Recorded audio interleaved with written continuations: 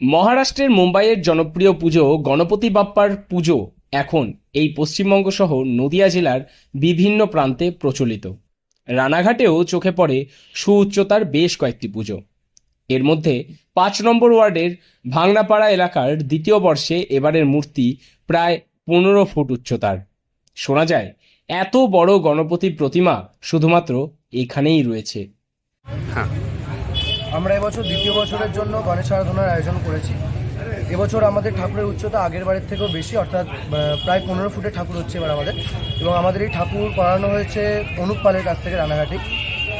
আর এবছর কদিন আগে খুব একটা মর্মান্তিক ঘটনা আমরা সাক্ষী রয়েছি, যে আরজিকর কাণ্ড।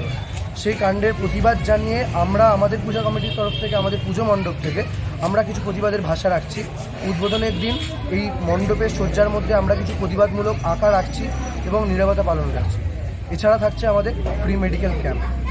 এই হচ্ছে আমাদের এখনো পর্যন্ত পরিকল্পনা। পুজো উদ্যোক্তারা জানাচ্ছেন শেষ মুহূর্তের প্রস্তুতি হয়ে গিয়েছে ইতিমধ্যেই, আর গণপতি বাপ্পার পুজোর প্রস্তুতি এখন তুঙ্গে। তবে এবছর আরজিকর ঘটনার প্রতিবাদে পুজো উদ্যোক্তারা একদিকে যেমন মণ্ডপ সজ্জায় সেই ছাপ রাখবেন, তেমনি প্রতিবাদে মুখরও হবেন বলে বিভিন্ন কর্মসূচির মধ্যে দিয়ে সেটাই জানাচ্ছেন তারা। তবে পুজো উপলক্ষে বিভিন্ন সাংস্কৃতিক অনুষ্ঠান বহাল থাকছে, তবে সেসবের মধ্যেও থাকছে প্রতিবাদের সুর। ঠাকুর থাকছে প্রায় ৪ দিন, তার মধ্যে একদিন থাকছে ভোগ বিতরণ সন্ধেবেলা, এবং যেটা বললাম আবারও ফ্রি মেডিকেল, এবং উদ্বোধনের সাথে থাকছে কিছু সাংস্কৃতিক অনুষ্ঠান। আর কত টাকা বাজেট এটা? এবছরের বাজেট প্রায় ২.৫ লাখ টাকা। তোমরা নিজেদের মধ্যে থেকেই করো তো? হ্যাঁ, এটা আমরা নিজের মধ্যে।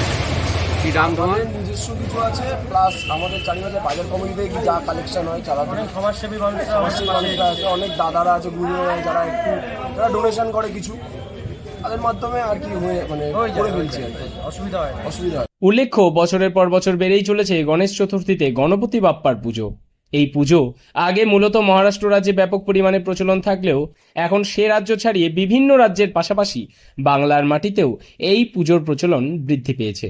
বড় প্যান্ডেল এবং বিশালাকার গণেশ ঠাকুরের মূর্তি দেখা যায় বিভিন্ন পুজো মণ্ডপে। সুতরাং বলা যেতে পারে দুর্গাপুজোর আগে গণেশ চতুর্থীতে কিছুটা হলেও উষ্ণ অনুভূতি জেগে উঠল পুজোর। নদিয়া থেকে মৈনাক দেবনাথের রিপোর্ট, লোকাল 18 বাংলা।